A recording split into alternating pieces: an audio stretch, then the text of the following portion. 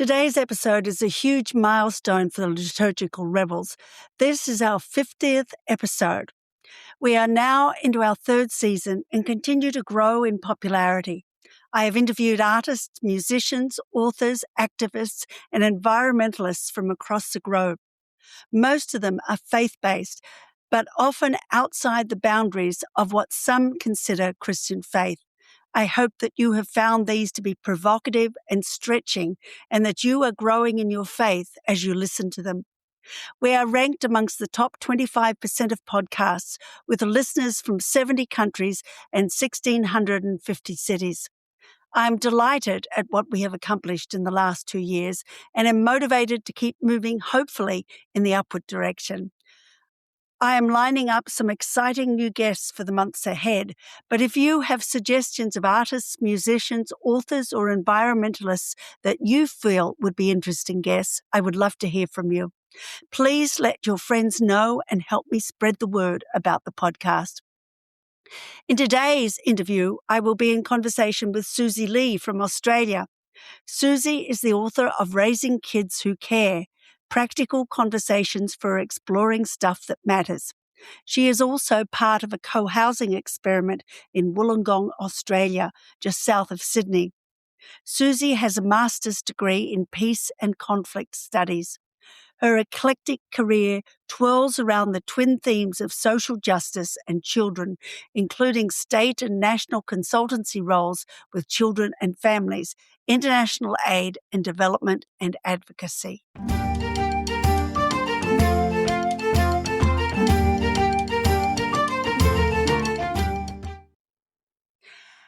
Susy, it's a delight to finally meet you, even if it is just over the internet. But our mutual friend Trevor Thomas has been telling me about you and about your book and about the community you've had together for years. And so I've wanted to meet you, and I still hope that sometime when I'm in Australia, I will get to meet you. But this is a good kind of, at least a good introduction. But since most of my audience don't know you, can you tell us a little bit more about your background? Um, I went to 6 different primary schools or elementary schools, as you know them. So I'm really good at change, which I've discovered is an unusual characteristic. Most people really don't like change. Um, I had, both parents had multiple partners. I went through seasons of different step parents and step siblings. I lost my sister to a drunk driver when she was 21.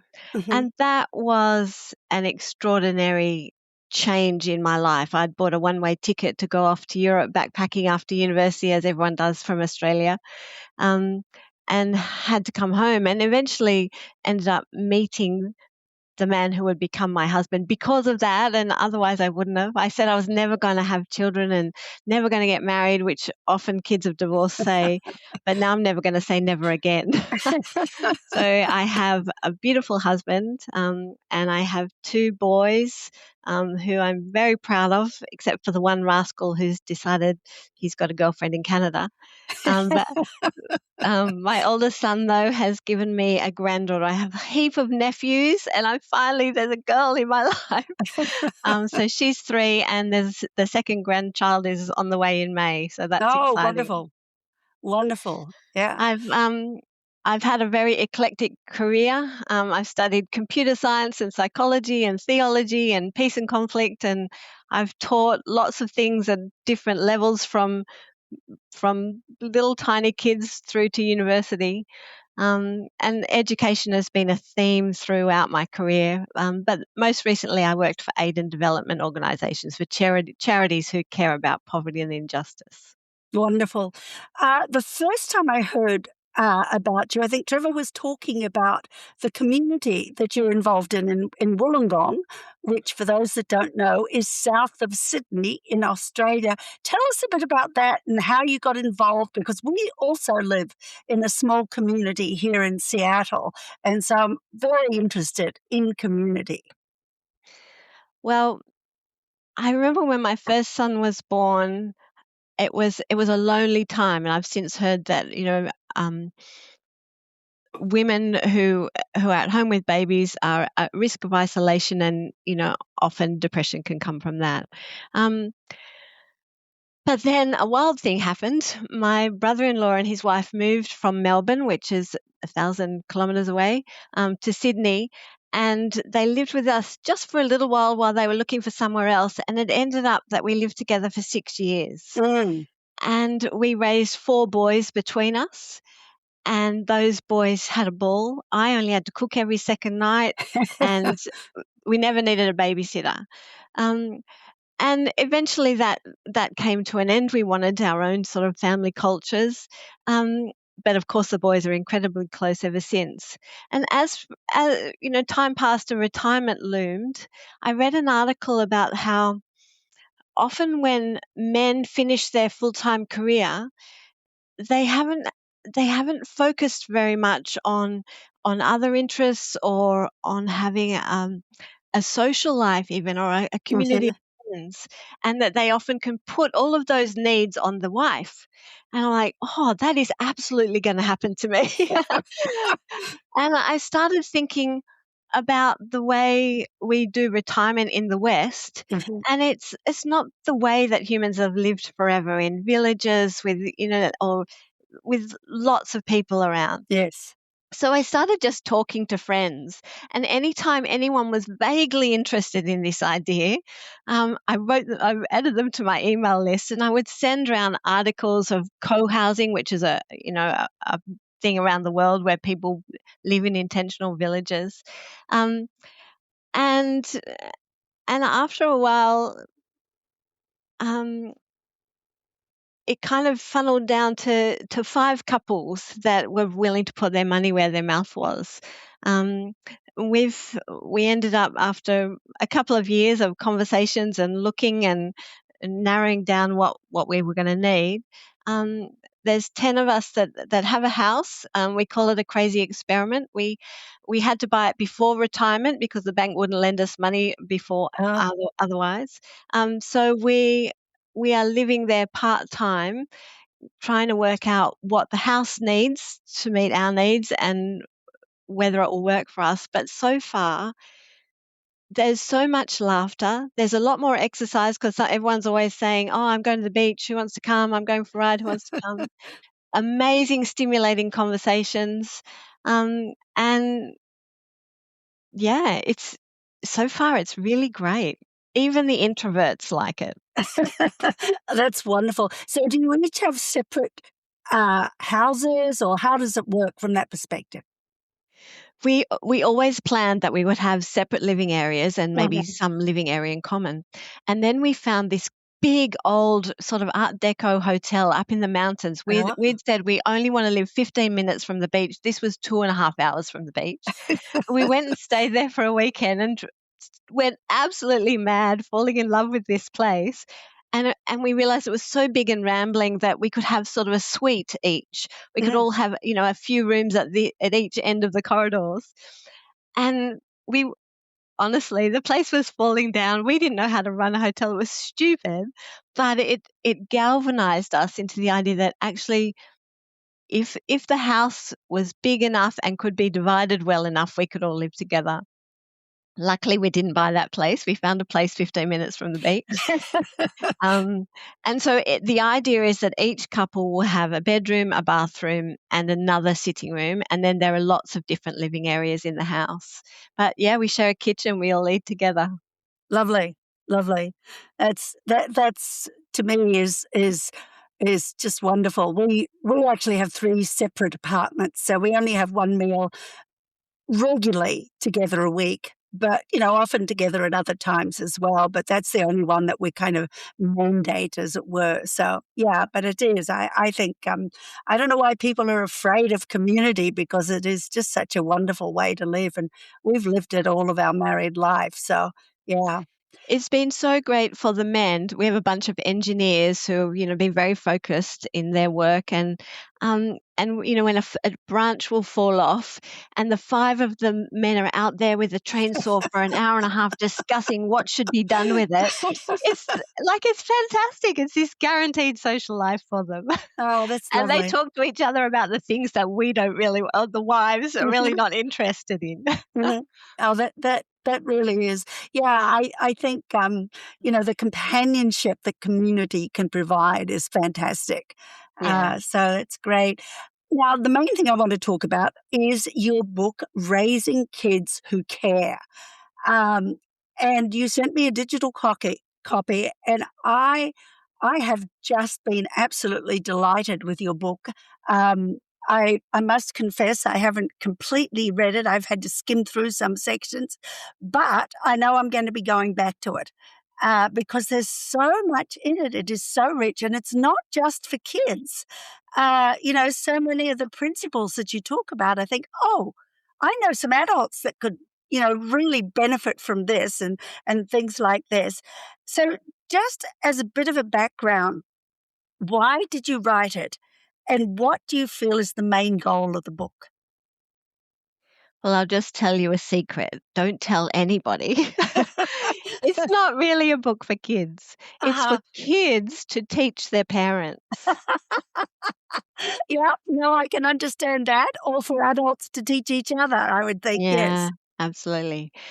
So I said I worked for organizations that were concerned about, poverty and injustice in the world. And so one of the things that I would be doing was encouraging people to be generous to those who have less than they are.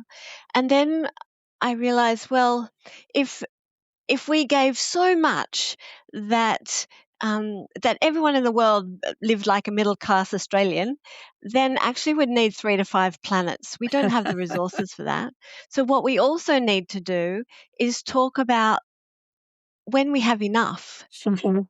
about not this insatiable need for more and more and more that our economic system is tricking us into believing that having more stuff will make us happy, which is absolutely not true. Um, and so I started running these games that we used to do for youth groups, for teenagers or for adults. I started running them for whole families. And it might be that they all had to sit down on the floor and we'd give them newspapers and they had to turn these newspapers into paper bags and they're pretending they're in an Indian slum and there's a shop they have to go to take the paper bags and sell them, and that's how they raise enough money, you know. Mm. And so for 45 minutes, these families are frantically, with the kids as well, trying to make these paper bags just to survive. And then a flood would come through, and all sorts of things would happen. And at the end, the most important bit is the debrief at the end. And so I would give the microphone to people and ask them questions about how they found it. And when I would give the microphone to a child, you would see the parents' jaws drop. Uh-huh. They had never heard this Yes. incredible wisdom and compassion and humanity come out of their own children. And I realized families are not in talking about this important stuff. And I was teaching kids, so I knew they cared about these things.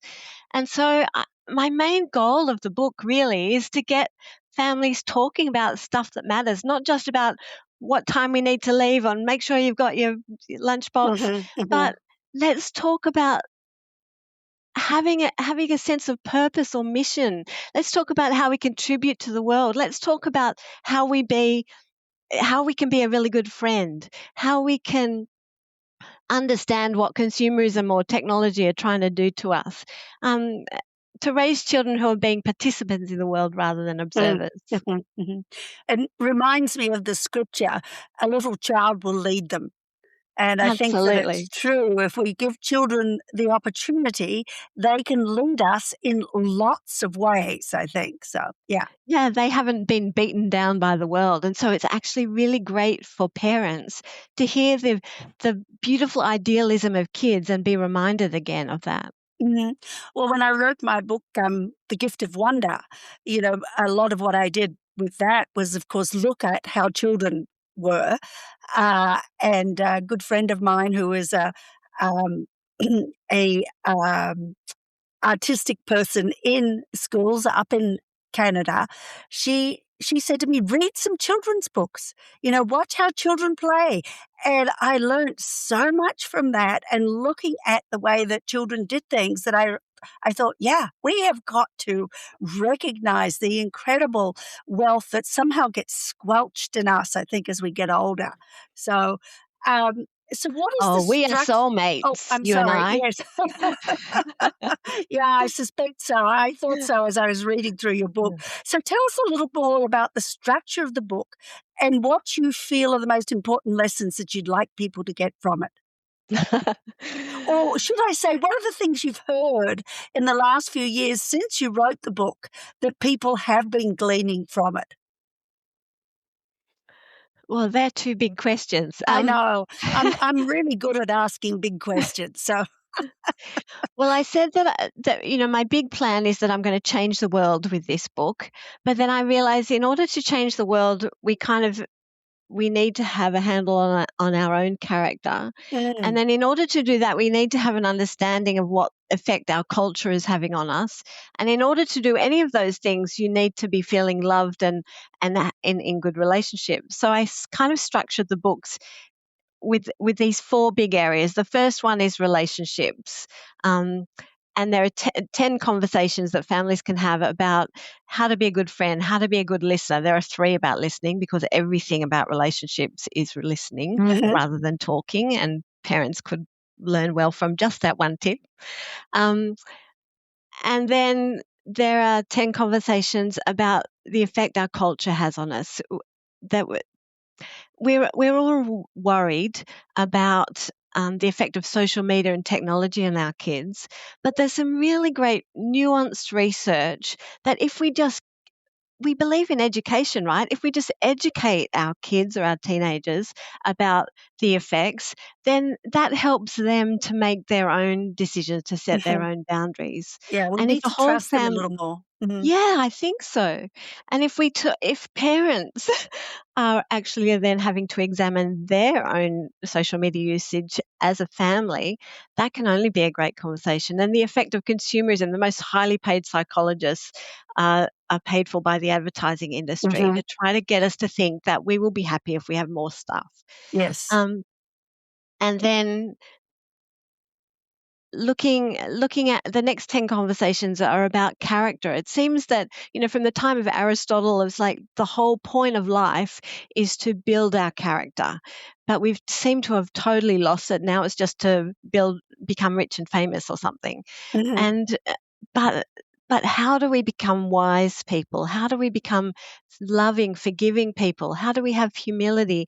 How do we have the things that actually will make us happy? So there are 10 conversations about that. And then there are 10 conversations about how you can change the world. mhm. So, Lovely. um, yeah. And what kind of feedback have you had? I know you've won some awards, but what other feedback have you had? Well, one, f- one of my favorite stories is a family that the the dad had to bribe his teenage kids to do a conversation. He let them choose which conversation it would be, and they chose one from the world section about climate change. Mm, And this family had never had a conversation about climate change before, so the kids had no idea that the parents knew anything, mm, as teenagers are. But the parents had no idea just how anxious their kids were about this, just how much they knew about it. And as a result of that 2-hour conversation, I never expected the conversations to go that long. Um, they bought their first hybrid car and now have bought an electric car. And I'm lovely. like, okay, I changed the world already, yay! Yep, yep, yep. Another family the mother was really worried about her daughter's TikTok use. It was getting to be extraordinary, and she used one of the technology conversations. And the daughter didn't want to sit and have a formal conversation, so um, the mum read through kind of my research and my suggested question prompts, and and then had a really great conversation with her Mm, daughter, who then restricted her own usage, wow. Yeah. which is really ideal. Oh, that's fantastic. Yeah, because so often, parents kind of push boundaries on kids that, their only response is to want to break them, and figure out ways around them. So I love that. Uh, Chapter 1, I loved the first story you told about Sean Sumner and his daughter, Emma. Uh, and, the a sentence I've got here: kids respond extremely well to challenges, especially if we get involved, dedicating our time to help them. And of course, that's what you basically said in those stories. But it reminded me of, probably 20 years ago now, we had a family here with 3 kids, and their daughter, who was about 6 at the time, we gave her the job of developing some activities for Easter. I mean, she was delighted at the opportunity, but she came up with this beautiful idea of giving us all pieces of paper, and we drew crosses on them, and we painted the crosses and everything. And then we hung them on the doors all the way through the house. It was a very, very meaningful thing. And of course, she was delighted at what we'd done as well. And I'm sure that stayed with her for a long Mm. time. So tell us a little about the story of Sean and his daughter Emma, which is also a very creative idea, and the kind of implications that you drew from it. Sean wanted to write a book, and his daughter wanted to know, what was he doing? And he said, I'm going to write a book. And she said, oh, I want to write a book too. And he's like, oh, they're very cute. Okay, you go away and write 100 words and come back, and then we'll talk. So she came back with 175 words and 10 characters and a plot. and and he was kind of blown away. And so he took her a little bit more seriously then. And so then they had this weekly date at a cafe where they would both write together, and then they both learned how to publish together. Mm, And then her book actually was published, and she goes and speaks in schools. wow. So for me, um, I think of that as the dance of parenthood. You need to give your kids a little idea, and then they'll come up with probably a much more creative ideas, because the peak of our creativity is 5 years old, and it's all Mm. downhill from then. If you want to learn anything creative, talk to your children. Um, and then, let me give you an example from my life as well. I was teaching in my son's school, and I told them about a boy in Canada who had been featured on a TV documentary where he'd raised money for a well in Africa when he'd heard that some kids didn't have access to water. So I was just telling the kids this story to explain that not everybody lives like we do.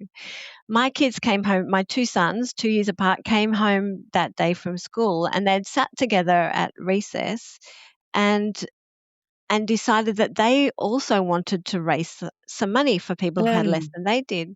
And so they said, um, at the time I was working, sorry, for an organization that had a really useful gift catalog. And in that catalog, you could buy a goat, or you could buy seeds, or you could buy a well for people on the other side of the world who actually needed it. And so they decided they wanted to buy one of everything in this gift oh, catalog, wow. which came to like $5,000. And Mhm. I'm like, oh no, there's no way they can do that. Terrible parent. Um, but I didn't tell them that. I said, all right, well, and they want to just do chores around the house, because that's how this other little Mhm. boy had done it. And I'm like, oh, that's going to take them a long time. So I said, well, it's about to be Christmas. How about you write a letter to all the people of your family who might give you Christmas presents, and ask them to buy you something from the gift catalog instead. And so for the next 3 years, my boys had no birthday presents or Christmas presents other than gifts from this gift Oh, catalog. lovely. Uh-huh. It took 3 years, and they raised the money to buy one of everything. And but I gave them the idea in the beginning, or the information. They came up with the idea. I had to help them with an idea to Mhm. meet that. They had to follow through with the goal. I had to be very generous with my gifts to them. And so it's like this dance between us, Mhm. that we needed to make this happen together. And I'm proud as punch Oh, of that those is, boys it ever since. really is beautiful. I mean, I think we underestimate, firstly, the kind of compassion that kids have. And when we don't give them ways to express that compassion, it dies, I think, within them. Yeah. Um, so, yeah, that's lovely. I really like that. Now, in that same chapter, there is a parenting survey, which I found extremely helpful reading through it, and not just for kids, as I said, but for all of us. So I wondered where you came up with that from, whether it was something that kind of came out of your brain or somewhere else. And what have you learnt from that? Another simple question. Um, I first wrote this book as a book for children, Hmm. and years ago, and then had a crisis of confidence because I thought, I know when I'm in front of kids teaching them, I can make this come to life, but I didn't know how to make it come to life in a book, so I just sat on it. Mm. And then, literally a decade later, after I'd been doing a lot more things with whole families, I realized, oh no, it would be better as a family book.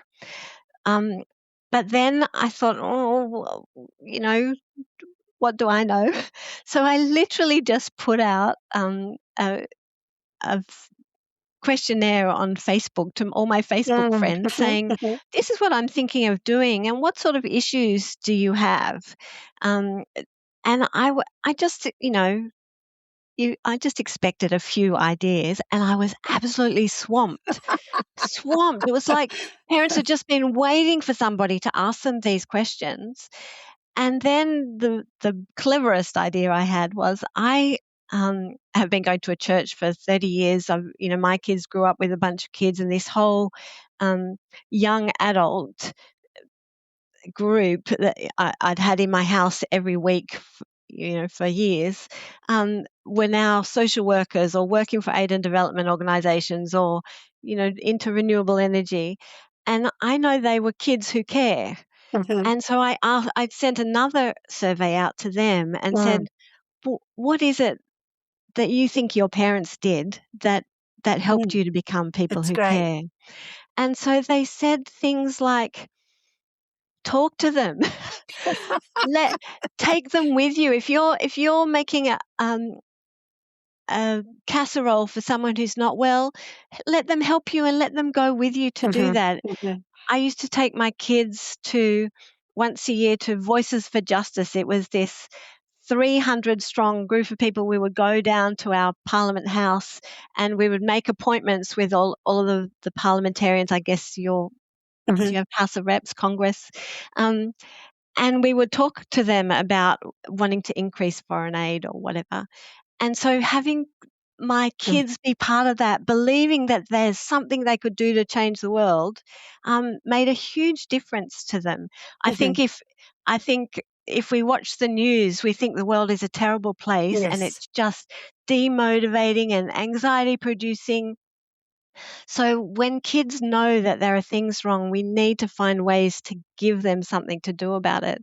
And so my young adults, that was probably their strongest comment in the Mm. survey, is let them get involved. And I've since seen research that says that teenagers who are volunteering in any capacity, it has impacts for them, for their physical health as well as their mental health Mhm. and all sorts of things. Oh, and I think more than ever today, because people are feeling powerless. And I think if we give them opportunities to help, there is something that is really um, empowering about that. And yeah, not that I have any kids, but I mean, just working with young people, and I have had those opportunities. I've seen that, and the Yeah. confidence that often comes. I remember one story too that a friend of mine who was a youth leader told. They had one kid in the group that was just a constant problem. And so when they were going on an outreach to, help a community, it was a lot of debate as to whether he could actually go. And they decided that he would go. And it was like this kid came alive. for the first time in his life, he realized not only were there people out there who were worse off than he was, but there were things he could do that would make a difference in their lives as well. And he was radically transformed because of this experience. And his parents learned a huge amount from that. And so did his teachers, about possibilities for the future. And I think that so often we do write naughty kids off because of, something like that. And yet it's the exact opposite of what we should be doing. So, yeah. Yeah, that story is gold. Isn't it? Oh, I just think it's wonderful. Yeah. Um, and then in chapter 2, you talk about change. And again, very helpful questions about change. This is, a topic I've always been very interested in. And, I'll probably appropriate in some form and definitely with due recognition to you, some of those questions. But, particularly in today's world where young people, well, not just young people, all of us are facing daunting challenges of change from economics to climate change to the coming of AI. And, we're overwhelmed by change so often. So tell us a little about the questions that you feel are important for helping people face change and how we can use those. So for each of the 4 sections in the book, before I get to the conversations, I give a little bit of an overview of Mhm, relationships and character and the world, and I do it by asking these 3 questions. The first one is, well, how are we doing now? Let's go into conversations with our children about the effect of consumerism and technology with our eyes open. What does the research say? What's really going on? Um, and that's, sometimes we just need to stop and think about, how are we doing? mhm, Like, even yeah, as a family, how are and we most of doing? us don't. Yeah, Yeah. exactly, because of the busyness of life, right? Um, the second question is, what can we imagine would be better? Um, so th- there's a peace scholar called Jean-Paul Lederac who's written a book called The Moral Imagination. He says the first step to conflict resolution is being able to imagine Mhm, that it could be solved, because yes. often conflict becomes intractable because I'm right, he's wrong, I can't imagine No anything solution. different. Yes. Yeah. Yes. So in terms of a family, it's about thinking intentionally about, well, what is it that we want for our family? Mhm, What is the goal of raising these children? Is it just to get them to be doctors and lawyers, or is it to get them to be loving people who are loved as mhm, well? Um, and the third question is, what can we change then in order to get there? Which all the goal literature says, pick your goal and then work backwards. mhm, So what tools or skills do we need? And this is my conversations really are the tools that I'm suggesting mhm, as something that you can do as change to get there. I guess being intentional as a parent is my biggest takeaway, mhm. because if we're not intentional about what we want for our kids, let me assure you the world is going to be. Yes. Oh, definitely. Yes, in Yeah. so many ways. Yes. Yes. Oh, no, there's such great questions and yet simple questions. In fact, one of the things I noticed throughout the book is how good you are at asking questions that kind of uh, come, sometimes come of it at us sideways, but are always very practical and simple questions. And again, I noticed in chapter 10, the questions you ask, what worries you about the world? I mean, you know, great question. Who inspires you? And so often I was thinking as I wrote this down, we ask the question, what worries us, but don't tend to ask who inspires us in this. And then, does your whole family have a similar worldview? Wow. How often do we assume that we know what people's worldview is? And kind of we run into conflict because of that. And what could you do as a family to make things better in the world, which is a similar kind of question as before. But just such important questions. So what kinds of responses have you gleaned as you ask these questions, both from your own family and from others?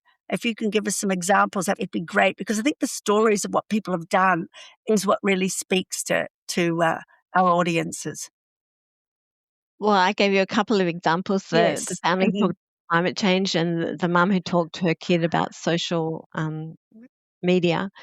Um, my book came out just before COVID. I literally had a book launch 1 week before our whole city was shut down. And I had all these ideas of speaking everywhere and going to schools. So I ended up doing quite a few things online. Mhm. And I would run family conversations for churches online, or parent groups, or various things.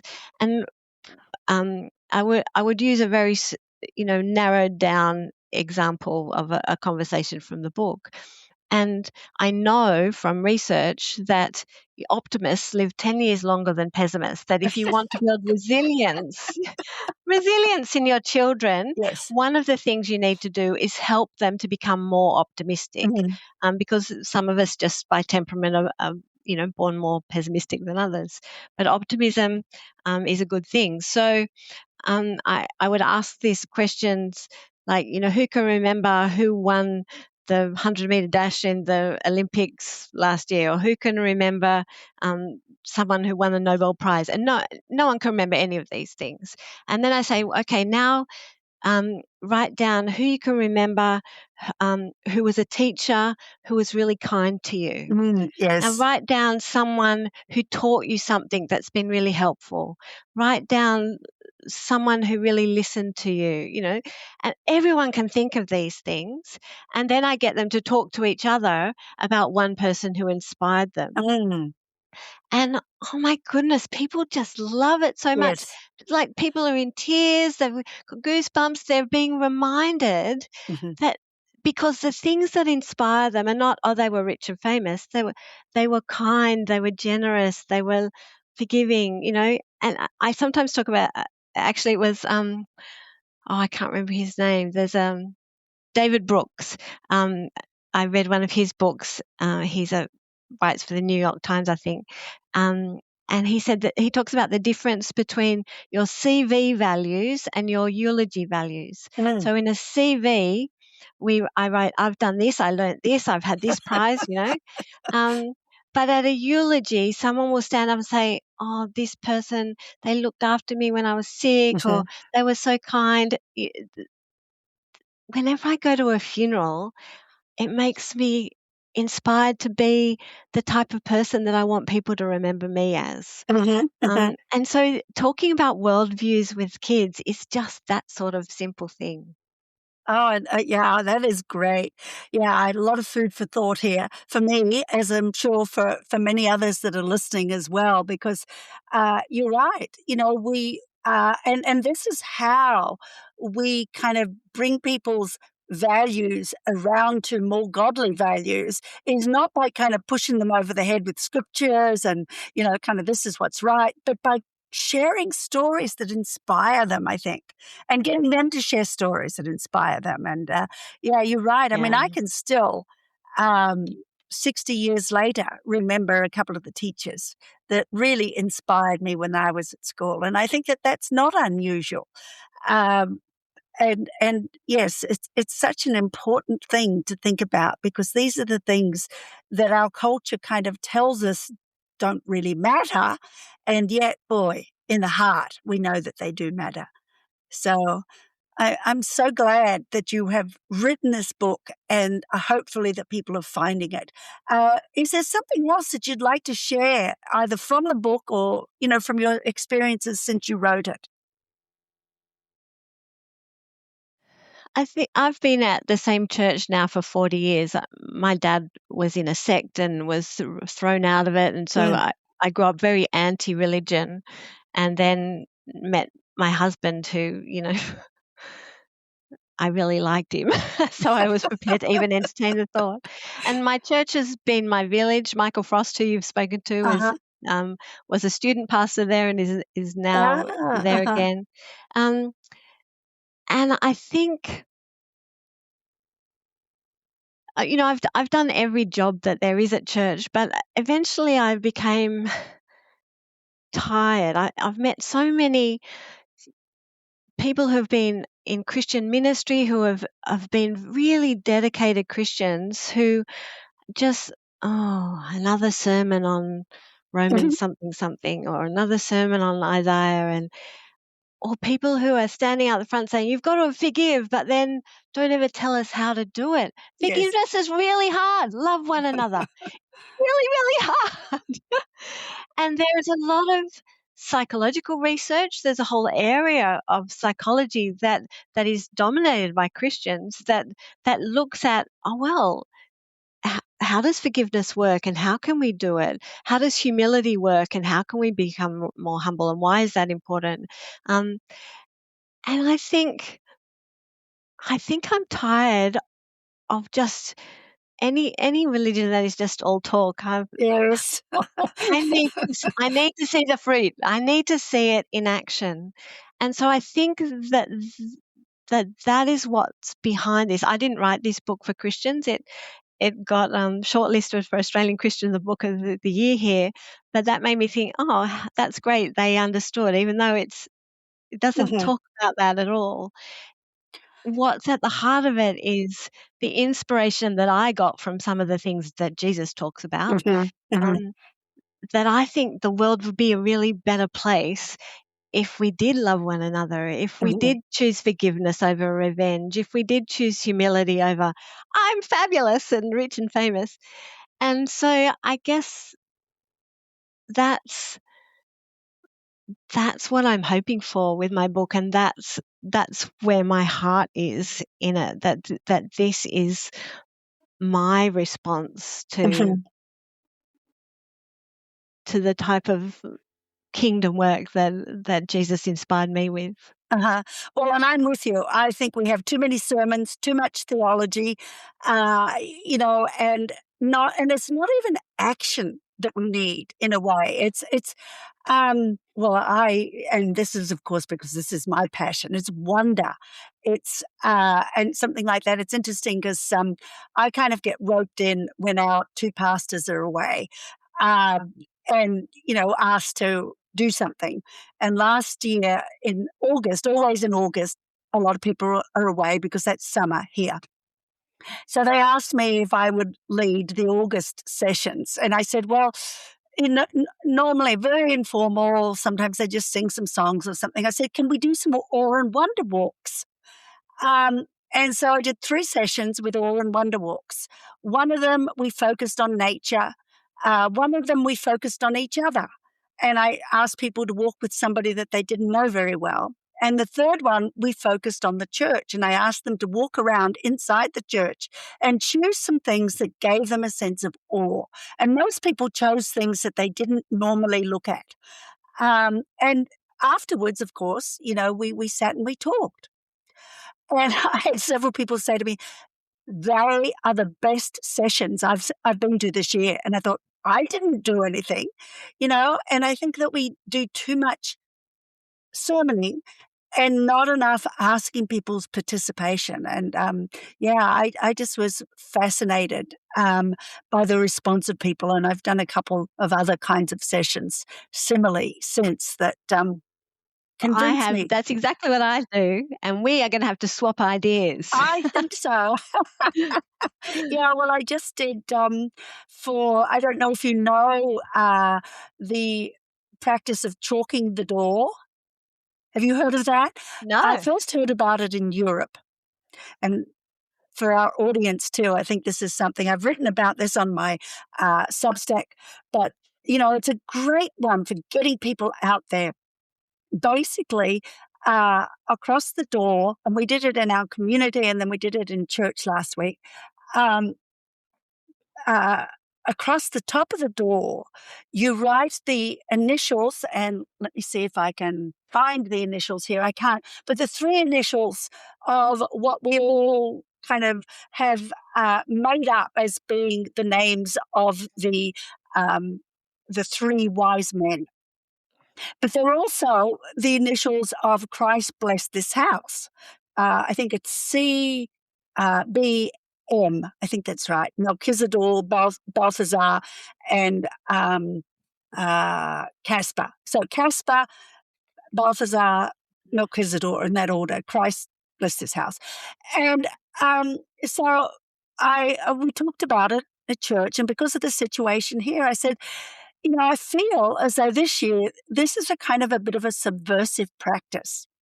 It's as though when we write this across the door, we're saying all are welcome here. And so people really took hold of this, and they went round and they wrote it on virtually every door they could find around the outside of the church. There were only a small group of us because most people were away at a camp, and we were the ones that were left, which was why I was being asked to do it. But it was such fun, and people were so engaged, kids and elderly, and I just loved it. And I thought, yeah. And we talked a bit about what does it mean to welcome everybody? What about the ice people? How could we welcome? What kind of a welcome can we give? It was a really interesting discussion, as Wow. well as a great practice. And I thought all I had to do was set a basic framework. And I think they're the kinds of things we should have more of in our churches. And, coming out of your book, I'm sure there are lots of wonderful ideas of that kind of thing too. Yeah, So hopefully I've given you 40 ideas in there. I think so. Yeah. When you see kind of me doing something and it's like, oh, I know that idea. Yep. No, but this is wonderful. Thank you so much, Susy, for taking this time to be with me. And thank you for writing your book, Raising Kids Who Care, because I think it's a very, very important book for today. Oh, thank you so much. I feel really honored. Oh, no, this is great. And people will, in the show notes, there will be connection to your website and how they can get the book and everything. So I hope Oh, that thanks. it's good for you. So thank you. Thank you.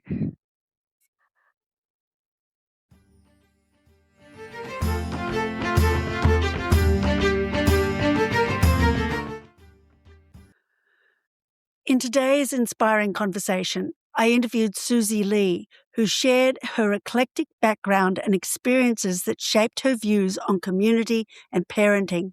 She discussed her journey through various life changes, including the loss of her sister and her eventual embrace of family life, which led her to write the book Raising Kids Who Care.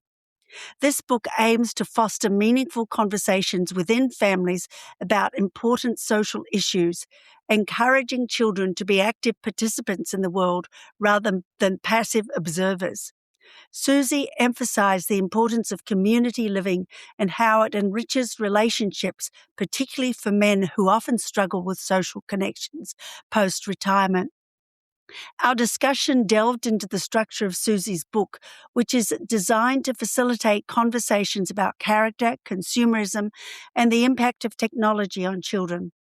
Susy shared inspiring stories about families who successfully engaged in conversations together, highlighting the transformative power of open dialogue. The episode concluded with reflections on the importance of intentional parenting and the need for families to address societal challenges together, fostering a sense of purpose and community in their children. In the next episode, our 51st, we will do some reminiscing about the last couple of years and the milestones we have reached and articulate the ongoing purpose of Liturgical Rebels as we seek to expand your understanding of what it means to be a follower of Jesus and to help you move outside the confining boxes of experience that some of us live our faith in. I am Christine Sine, author of Celtic Advent, Following an Unfamiliar Path, and of The Gift of Wonder. I also facilitate the Godspace Light website and write regularly on Substack. If you enjoyed this episode, don't forget to hit like and subscribe to the podcast. Please also share it with your friends or join me on Substack, Instagram, or Facebook.